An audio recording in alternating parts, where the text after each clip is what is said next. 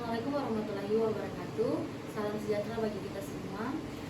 Kenalkan, nama saya Priscilia Agustina Kakapari dengan NIM D1 D1241164.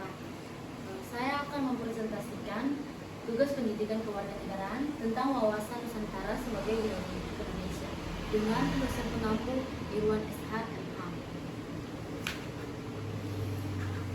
Latar belakang. Wawasan Nusantara adalah cara pandang hidup bangsa Indonesia yang berakar pada sejarah budaya dan geografi Indonesia, yang menganggap wilayah Indonesia sebagai satu kesatuan yang utuh.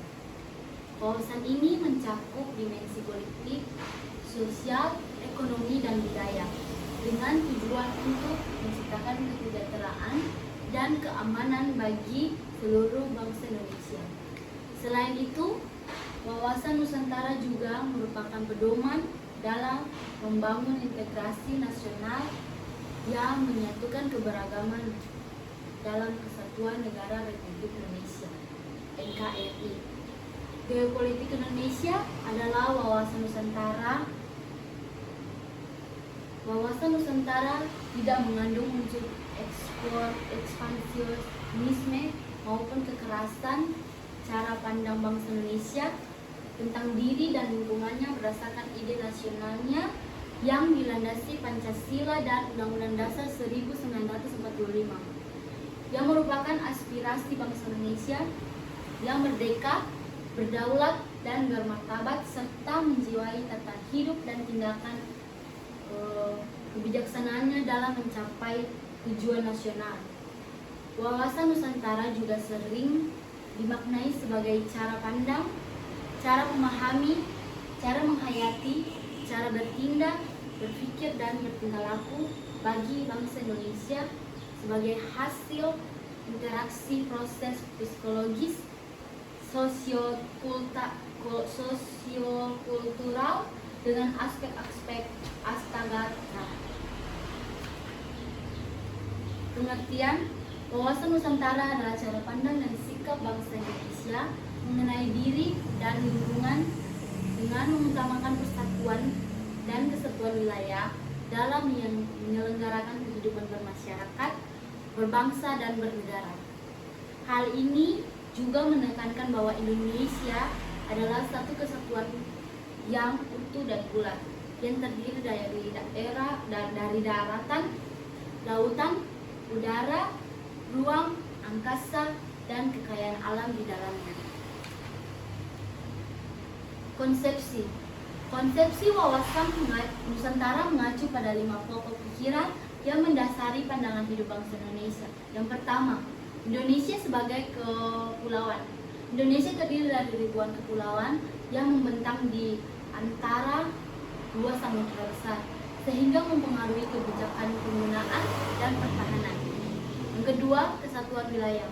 Indonesia harus menjaga integritas wilayahnya, baik daratan, lautan, maupun udara. Yang ketiga, kesejahteraan bersama.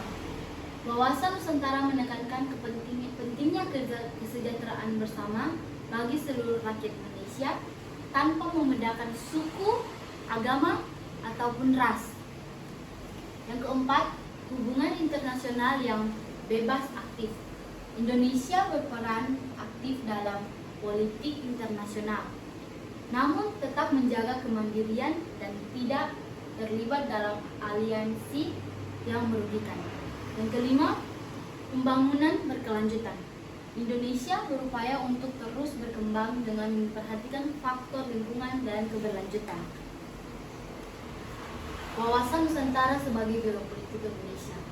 Wawasan Nusantara sebagai geopolitik Indonesia mengandung makna penting dalam memandang Indonesia sebagai negara kepulauan yang harus menjaga kesatuan dan integritas wilayahnya.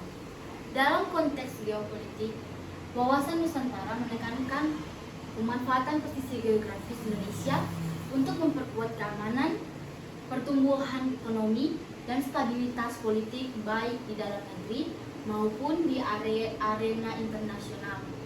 Keberhasilan Indonesia dalam mengimplementasikan wawasan Nusantara akan sangat bergantung pada kebijakan-kebijakan strategi yang diambil dalam berbagai sektor termasuk pertahanan, ekonomi, dan diplomasi. Wawasan Nusantara sebagai geopolitik Indonesia memiliki beberapa implikasi, yaitu yang pertama, mendorong terciptanya persatuan dan kesatuan nasional. Yang kedua, untuk menumbuhkan rasa cinta tanah air dan bertanggung jawab terhadap kebutuhan wilayah. Ketiga, meningkatkan kesejahteraan rakyat melalui pemanfaatan sumber daya alam. Yang keempat, mempertahankan kedaulatan dan keamanan nasional. Perwujudan wawasan Nusantara. Perwujudan wawasan Nusantara dapat dilihat dari berbagai aspek kehidupan negara, antara lain yang pertama, pertahanan negara. Indonesia mengembangkan sistem pertahanan yang terintegrasi baik secara regional maupun internasional dengan menekankan pada keamanan laut dan udara. Yang kedua, pembangunan ekonomi. Pemanfaatan sumber daya alam yang ada di wilayah Indonesia, termasuk sumber daya laut, sebagai bagian dari kebijakan ekonomi nasional. Yang ketiga, kebijakan luar negeri. Indonesia mengikuti prinsip politik luar negeri bebas aktif, menjalin hubungan dengan berbagai negara tanpa berpihak pada kekuatan tertentu. Yang keempat, pembangunan daerah. Pemerataan pembangunan di seluruh Indonesia dengan memperhatikan kondisi geografis dan kebutuhan setiap daerah. Otonomi daerah Indonesia. Otonomi daerah adalah pemberian kewenangan kepada pemerintah daerah untuk mengatur dan mengurus urusan pemerintah di wilayahnya sendiri, sesuai dengan kebutuhan daerah masing-masing. Otonomi daerah dilatar belakangi oleh semangat desentralisasi dan memungkinkan daerah untuk lebih mandiri dalam menentukan arah pembangunan. Otonomi daerah di Indonesia memiliki beberapa tujuan, antara lain yang pertama, untuk meningkatkan kualitas pelayanan publik. Yang kedua, untuk meningkatkan partisipasi masyarakat. Yang ketiga, untuk meningkatkan efisiensi dan efektivitas pengelolaan sumber daya. Dan yang keempat, untuk meningkatkan kesadaran dan rasa memiliki masyarakat terhadap daerahnya. Kesimpulannya, wawasan adalah cara pandang dan sikap bangsa Indonesia mengenai diri dan lingkungannya dengan mengutamakan persatuan dan kesatuan wilayah dalam menyelenggarakan kehidupan bermasyarakat, berbangsa, dan bernegara. Wawasan Nusantara memiliki dasar hukum yang kuat baik di tingkat nasional maupun internasional.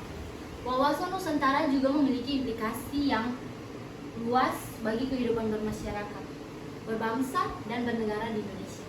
Namun demikian, wawasan Nusantara juga menghadapi berbagai tantangan dan hambatan dalam pelaksanaan.